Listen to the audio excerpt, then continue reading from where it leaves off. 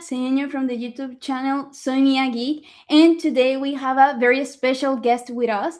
He is the CEO of Kuku Studios and the director of In Your Dreams movie that it's now available on Netflix for you to watch. Please welcome Alex Wu. Hi Alex, how are you today? Hi. Hi, Mia. Hi, everybody. So I'm so happy to have you here. And before we start with the questions, I want you to tell us a little bit about yourself. Who is Alex Who and about Kuku Studios, please. Sure. I grew up in the Midwest in Minnesota, and then when I was about 15, I moved to Hong Kong, which is where my parents are from. And then I spent about 3 years in Hong Kong, going to high school there. And then I came back to the US and I studied film and television in New York at NYU. And then after college, I made this my senior thesis film. I made a student film. It was an animated film called Rex Steel, Nazi Smasher, and Okay. it ended up winning a Student Academy Award, which was a big surprise to me. But it really sort of launched my career, and then I ended up getting a job offer at Lucasfilm Animation, working for George Lucas and his team over there, and I was developing an original animated feature for them. And then I did that for about a year and a half. And then I moved over to Pixar Animation Studios, where I worked as a story artist for about 10 years. I worked on the movies Ratatouille, Wall-E, Cars 2, The Good Dinosaur, Finding Dory, and Incredibles 2. And then I left Pixar in 2016 and I started Kuku Studios with two of my friends, Stanley Moore and Tim Hahn. And yeah, we've been making original content ever since. So our first show was Go Go Corey Carson, which is a preschool show on Netflix. It came out in 2020. And then we just released our first feature, which is In Your Dreams, in November of 2025. So yeah, that's my life in a nutshell. So thank you for that answer. And now we're gonna start with the questions of the interview about In Your Dreams movie. So in Coco Studios Instagram, there is a post that says that In Your Dreams journey started with a sketch on a pizza box. How was the pizza box the starting point of this film? Please tell us this story. Yeah, so there was when we first started the company, we spent the first year sort of just dreaming up ideas for movies and for TV shows that we wanted to see that we felt like nobody else was making. And one of the ideas was a movie about the world of dreams. And so me, Stanley, and Tim, we ordered some pizza for lunch, and we just started batting around ideas for how we could make an animated movie that took place in the dream world. And it was really tough because the I think the thing that's appealing about dreams and a movie that takes place in the world of dreams is that anything can happen, which makes it really perfect for animation because you can kind of do anything in animation, right? If you can imagine it, you can draw it, you can do it. But it's also that's its biggest challenge because when you can do anything, nothing really matters, right? You have to have stakes in a world for the audience to care about what happens. And so when you're in a dream movie, nothing, it doesn't really affect what happens in the real world, right? So when you die in a dream, you kind of just wake up and you go on with your life. And so we needed to find a way to connect the dream world and the real world, and find some way to connect what happens in the dream world to what happens in the real world. And during that lunch, I don't know where it came from, but I just thought like, well, what if they were in the dream world and they were looking for the giver of dreams, right? This guy named the Sandman. And that if they could find him, he could make their dreams come true. And suddenly that sort of unlocked the connection between what happens in the dream world and what happens in the real world. And the minute that happened, ideas just started pouring out of us. And so initially we were, writing down all these ideas and drawing all these sketches on paper, but we were a brand new company, so we were very small and we didn't have a lot of money. So we ran out of paper. And the next best thing we had was the top of the pizza box that that we were eating our lunch from. So we just took the top of the pizza box, turned it around, and then started sketching all of our ideas and notes on there. And so that's the origin story of where this movie came from and why it's why we have that sort of pizza box as part of its origin. We actually still have the pizza box. It's in our studio Yeah. right now. Yeah. Oh So my God, there that's was so two cool. side. Yeah, there was two sides to it. There was one side that had all the notes, which was the top of the pizza box, and the other side, the bottom of the pizza box, had this diagram of it was like concentric circles of how the dream world worked. And so the closer you got into the center of the dream world, that's where the Sandman's sort of realm was. And it was a really cool diagram. It really helped us sort of figure out the geography of the dream world. But that side of the pizza box had all these grease and pizza stains on it. So we had to throw it away. It got all gross and moldy. But the top of the pizza box is still there in our studio. And look now that Pizza Fox became a whole an entire movie, you know? Yeah. And that's Yeah. amazing. Yeah. Yeah. So once you had the main idea for the story, how was the process to develop what we see in the film, from dreams, nightmares, and family dynamics? Yeah, so I mean, once we came up with the idea of how to connect the dream world with the real world, then we needed to figure out, okay, well, what does this main character want? What is she, going to find the Sandman for? What is she going to ask the Sandman for? And for that, I thought a lot about my own sort of childhood and my own family and my own personal life and what had happened to me when I was younger. And when I was a kid, my parents almost split up. And I remember that whole experience, and it was really challenging for me as a kid because when you're a kid, all you want is your family to be together and to be happy. Yeah. And so I thought, what if, our main character Stevie was going through something similar where her parents were unsure about the future, and there was a potential for them to split up. The first thing I think that would come to her mind is, oh, if I can find the salmon, I can keep my parents together. And so that became a really compelling desire and want for our main character. And that became the sort of the narrative through line for the whole film. And all of the dreams and all of the nightmares sort of stemmed from that main sort of character ambition, that main sort of character desire of her wanting to have this sort of perfect, happy family that she used to have when she was a kid. And that was very much inspired by my own sort of childhood and my own life. So, yeah. So in this movie, now that you mentioned Stevie, in this movie we see this character Stevie is doing everything that is in her power to stop his parents splitting up. The main story of this movie is how the kids process their parents getting divorced. So why did you choose to tell this story through dreams and not in another concept?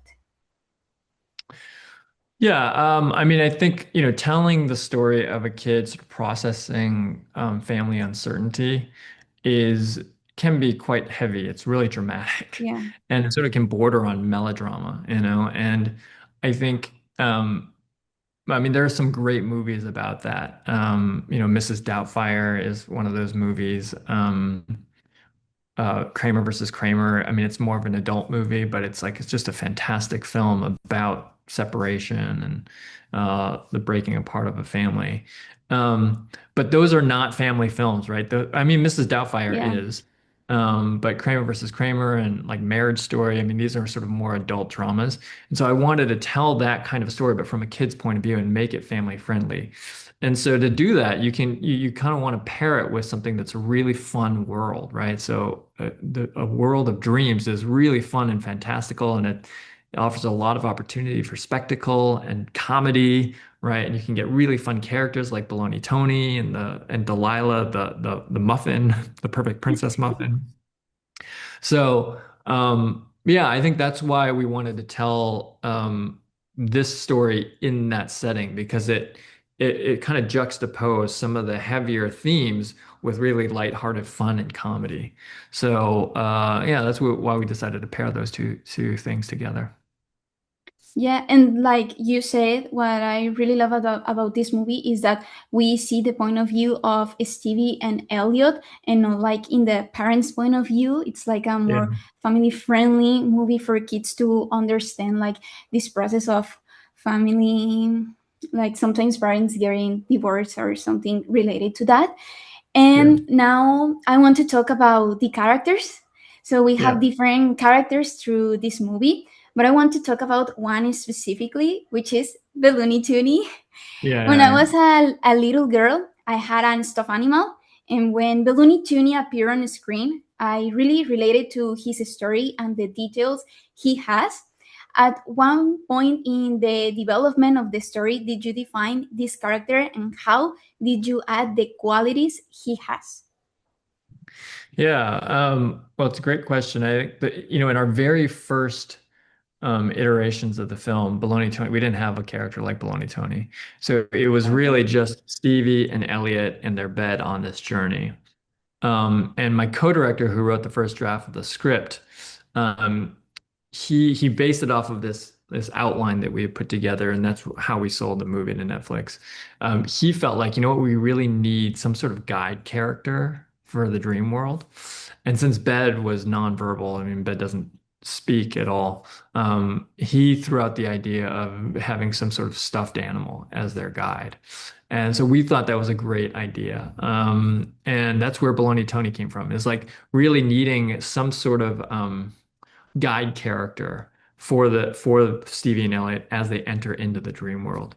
And what was really funny about Eric's take on Baloney Tony was that he thought about like, what if Gandalf, in Lord of the Rings, really didn't like Frodo, and he sort of had it in for him. We thought that he's like, oh, that would be a really funny guide character, and we are like, oh yeah, that's such a great unexpected twist. And so that's really where Baloney Tony came from. Is we there was a sort of a narrative need for the character, and then we wanted to find some way to bring a lot of comedy and unexpectedness to his character. So yeah, that's where he came from. And then, the idea of him being this kind of gross, disgusting stuffed animal, that came from so when I was a kid, me and my brother, we had these matching Santa bears that my Okay. aunt bought us. And they were like polar bears with these Santa hats and a Santa scarf. And when we were young, my brother, I think he had a bloody nose and he got a blood stain on the rear end of his Santa bear. And so it was like right by the tail. So you can imagine what it looked like. And me being the older brother, I nicknamed it Butthole Bear because I was just, a mean older brother. And he just, he got so upset and he was so, like angry at me for making fun of his bear, but it didn't stop him from like sleeping with it every night and carrying it with him wherever he went, even though it was kind of gross and bloodstains and disgusting. And I thought that was such a beautiful sort of metaphor for the lesson and the journey that Stevie needed to go on, which was to learn to embrace the messiness of life. So that's where Baloney Tony, sort of his like characterization and his like gross, disgusting personality came from. I really, really love Baloney Toonie. Also, my sister used to hide it from me. My stuffed animal, she used to hide it from me. So it's like Stevie hide Baloney Toonie from Yeah, yeah, Elliot. yeah, yeah, yeah, yeah, I really related to that sibling dynamic, and also about these inside jokes that Baloney Toonie has in the world of dreams. Like it's not you, it's me. So like yeah, as a yeah, child, you dream about being best friends with your stuffed animal. So that was yeah, pretty amazing to see in this movie, because not in all movies you see this relationship between a kid or a child with his stuffed animal or her stuffed animal. So yeah. yeah. Oh, great. I'm glad that resonated with you. So now we have a scene between Elliot and Nightmara where she says that nightmares are terrifying, but also they exist to prepare us for the real terrifying situations of the world, to the unknown. In one scene, you gave a whole twist to the belief that nightmares are bad. How you came up with the idea of doing Nightmara a protected character in this story? Yeah, I mean, that was part of the original sort of conceit of the film from pretty much the very beginning. I really liked the idea of sort of changing the charge that we have with dreams and nightmares. I think especially in America, there is so much emphasis on achieving your dreams, right? I mean, America is all about the American achieving the American dream. And at some level, I think that's really healthy and it's good because it's what makes American culture so unique, right? It's very aspirational. But I think there's a dark side to it, which is that, if you don't achieve your dreams, you feel like you're a failure or like there's something wrong with you or that you're missing out on life. And I just don't think that's true. I think like so much of life is actually not about achieving your dreams. It's just about sort of embracing what you have and being um, content in what you have and where you are. So, and conversely, I think, nightmares, they oftentimes get a bad rap because I know for me, the moments in my life where I've learned the most or I've grown the most are when it seems like life is a nightmare and things are not going my way and I don't get what I want or things are really difficult. But it forces me to reflect and to really think about life and why I'm in the situation that I'm in, and it helps me sort of evolve and grow. And so, yeah, I kind of like that idea and, changing and flipping the charge on those two concepts. So, yeah, I like the idea that nightmares are kind of there to protect us and prepare us for the real world. Now I want to talk about the colors of this movie as I love the all this color theory. I couldn't stop myself of asking you this question. In the creative process, how the team and you define the color palette for this movie? Yeah, well, that was really a lot of that was my production designer, Steve Pilcher. He's a fantastic production designer, probably one of the best in the industry. And so I really left a lot of that up to him. But we knew that the movie was going to take place in sort of two different, not only two different worlds, but two different times of day, right? So you have the nighttime and then you have the daytime, and you have real world and dream world. And so we knew that a lot of the movie was going to take place at night because so much of it is when you go to sleep and then you wake up in the dream world. So we knew we were going to have a lot of dark blues and purples. So yeah, I think it really, the way that we approach all of our artistic choices is we always ask, what does the story need? Right. And based off of that, how can we use color? How can you use shape language? How can we use performance to really service what the needs of the story are? So that's really where it came from. Is we just looked at where the movie takes place, what it what the story needed, and how could we sort of augment and support sort of the themes of the film. So I really love the color palette, like for example, in the Nightmare scene or the Sandman scene. I yeah, really liked all those color details. And yeah. also, was it challenging to separate what is the real world and the dream world? Like when you were making the movie, like for the person that is watching this movie, was it for you challenging to do that, like to separate? I mean, it wasn't challenging. I mean, I think it was something that we wanted. A lot of times the line between the real world and the dream world was blurred, right? We did a Yeah. lot of, you know, moments in the film where you weren't sure if you were in a dream or if you were in reality, because that's actually how a lot of dreams feel. Like when you first enter into a dream, you don't always know that you're in a dream, right? Sometimes you think it's real Yeah. and then something weird happens and you're like, oh, wait a second, I think I'm in a dream, right?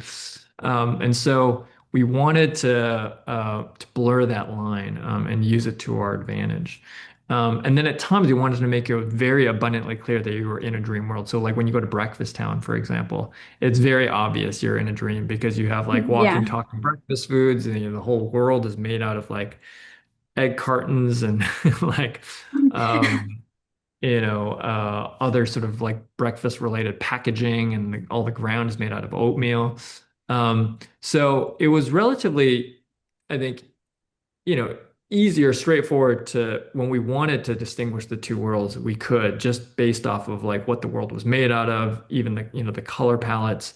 Um, and then distinguishing between a date like a dream, a happy dream, and a nightmare was also pretty easy because you could just like pull out a lot of the sort of the saturation of the colors when you went into a nightmare, make it really dark and sort of eerie and gruesome, like what we did with the Breakfast Town when it turns when they get executed. Oh, So yeah, I mean, I think a lot of it wasn't challenging. I mean, I think it was really fun because we were able to play with all these different elements to create a really sort of um, diverse set pieces, right? And then also sometimes blur the line between those two. okay, now that we are talking about dreams and nightmares, how you came with the ideas of putting like a certain dream or a certain nightmare in this movie? Because we see lots of dreams and nightmares. So how you came up with a certain idea of Yeah. the dream or nightmare? Well, most of them, a lot of them came from, either my own subconscious or my own dream life, or my team's, subconscious or dream life. Well, when we started the movie, we gave all of our story artists a dream journal, and we asked them to write down any dreams that they had that they were willing to share with us. And a lot of those ended up in the movie. So, for example, the naked dream is a dream that I've had since I was a kid. Um, every time I have a naked dream, I'm in a department store surrounded by clothes. And I don't know what the meaning of that is, but it's like there's so much irony to it that I'm like, I'm surrounded by clothes and yet I can't put any of them on. And so I wanted to depict that in the film. When Stevie's teeth fall out, that's a dream that I have often. There's a small sort of vignette of Stevie driving a bus, and it's like out of control, and like that's a dream that I've had when I was younger. Um, and then some of the dreams were really inspired by the character of Stevie. So like, Breakfast Town, for example, that was inspired by this idea that French toast and family breakfast was such a sort of a sacred thing for her, right? That it really represented a time in her life when when her family was kind of perfect, and it's a ritual that they would always do together. And so it made sense that a lot of the happy dreams that she had when she was younger um, had to do with breakfast. So a lot of it was just sort of thinking about based off of what we know about the character, what would their dreams and what would their nightmares be? Yeah, also, when I was watching the movie, I found really interesting that there are details in their bedroom, like, for example, Frank, that it's in a nightmare of Elliot. So I really love that. And also, like, some, like, stuffed animals of Stevie that are also, like, in the breakfast dream. Yeah. So I really love all those details in the room. And also, I love the detail of Bear barely there. And also, I really like this nightmare of Stevie falling because it happened to me. Like when I wake up and I say, okay, what's happening when I'm falling? So yeah, I really love all those details in what's the dreams and the nightmares because I think we sometimes share these ideas of dreams and nightmares. So yeah. Oh, that's great. That's great. Yeah, I think that's what we tried to do. We tried to put dreams or nightmares in there that audiences would resonate with and would go, "Hey, I've had that dream." Um, I'm glad that you recognize some of those dreams on in your own life. Yeah, and now moving to the next question, I want to talk about the animation. Through the process of making this movie, was there a certain point in the development that was more complex than the others? Yeah, well, I mean, I think the most complex character in the whole film was Nightmara. She was Okay. really difficult to pull off. I mean, technically, she was, like a walking, talking visual effect. So there was all this smoke, that was her hair. That's really difficult to do in animation because it's all simulation. And then she also had all these layers on her, right? She was like, she had this sort of like meniscus layer surrounding her body that contained all of this like liquid ink and mist. Um, and then she had this sort of glow that emanated from inside of her. You could see it like inside of her mouth and in her eyes, and you can even see it in like the edges of her fingertips. And um, so, yeah, she was just very, I mean, that's why she looks so cool, is because we put in all these incredible elements into her. But pulling that off was not easy. It was very, very challenging.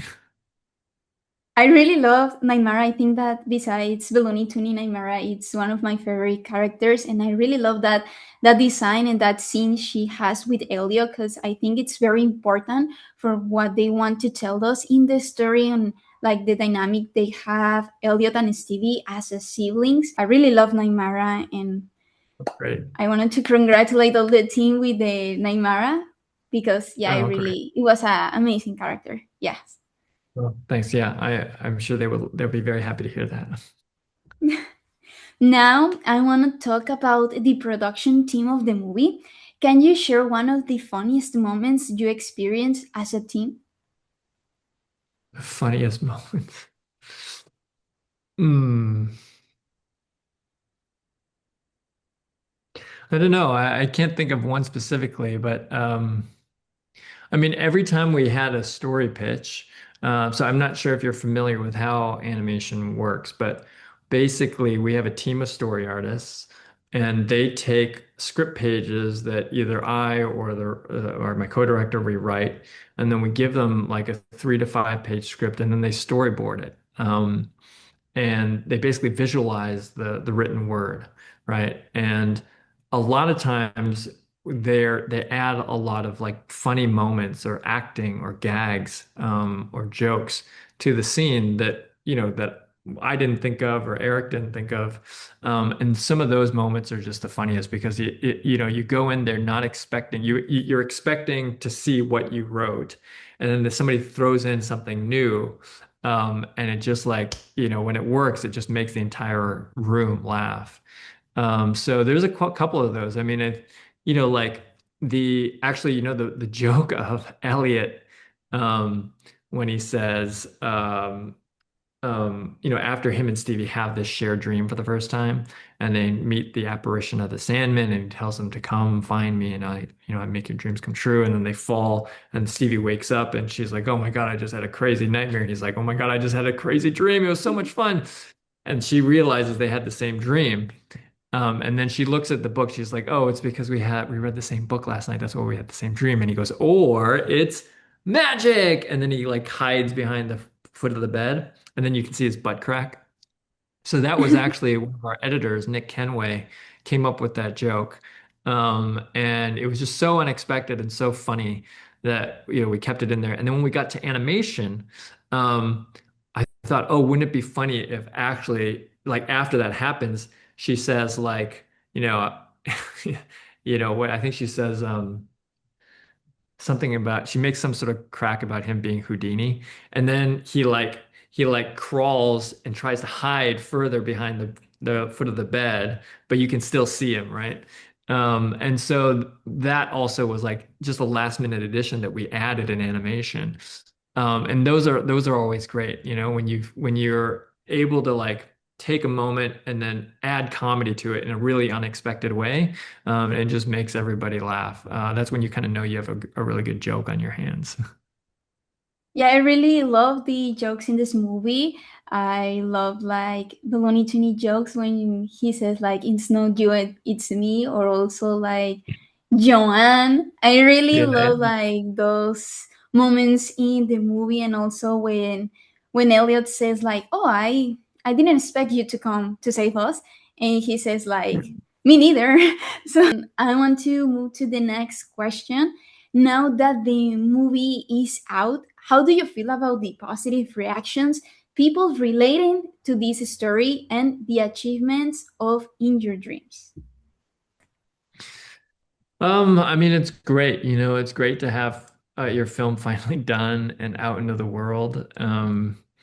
And yeah, hearing, the positive reactions is just so rewarding. I mean, that's why we make movies, because we want, it to move people and to delight them and to make them laugh and to make them cry. And we've gotten so many sort of, messages or emails or, DMs from people telling us how much they love the movie and how much it affected them. And so that's just the best. I tell people that it's like when you're making a movie, it's kind of like you're cooking dinner for friends, and all you want is for them to enjoy the food and to have a good time.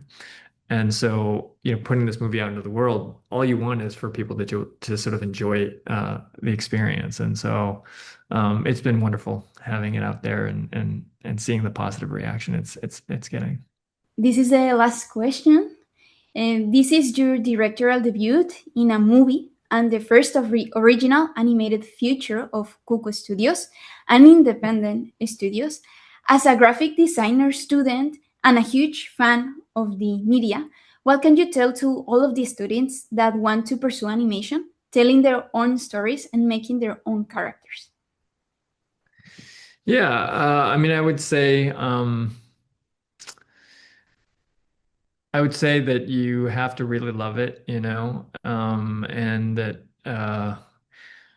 try to find your own voice, because that's the thing that's like going to make your work really stand out. And also, you got to tell the truth. You got to be honest with your work. I think that's also what makes art valuable. Is like when it, all I think all you're trying to do with art, any kind of art, is like express what's inside you, somehow make it concrete so that somebody else can look at that thing and then have that same feeling inside them, right? And so if it doesn't come from some sort of real, sincere, genuine feeling inside, then it's not going to have that when you put it out into the world, and then people won't have anything to take from it.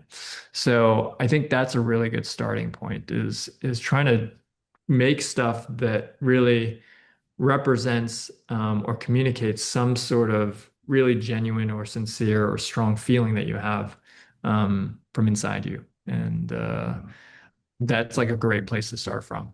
Then, of course, there's all the technique and the craft and all that other stuff that is very, very important.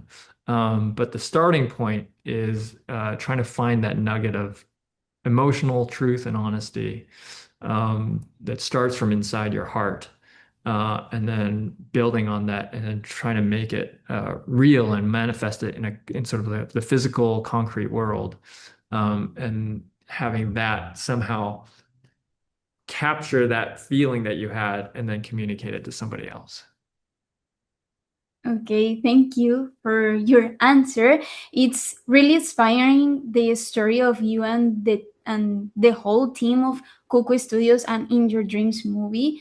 Because as a students, like we sometimes want to pursue animation and we want to Yeah. tell these stories, and watching how people started in these media and these careers is really inspiring. So thank Oh, you. yeah. Well, you're welcome. Thanks for, taking the time to speak to me. And also thank you for taking the time to do this interview. And before we finish, is there anything else you would like to share with us? No, I mean, I just hope you guys like the movie, and yeah, if you like it, tell your friends to watch it, and um, yeah, no, I just hope you guys enjoy the film. So thank you, Alex, for your time. I really appreciate you taking this interview. So if you haven't watched In Your Dreams, now it's the perfect time. You can watch it on Netflix. And don't forget to follow Kuku Studios, Alex Wu, and Soy Mía Geek. Thank you so much, Alex. All right, thanks, Mia. Great talking to you. Bye.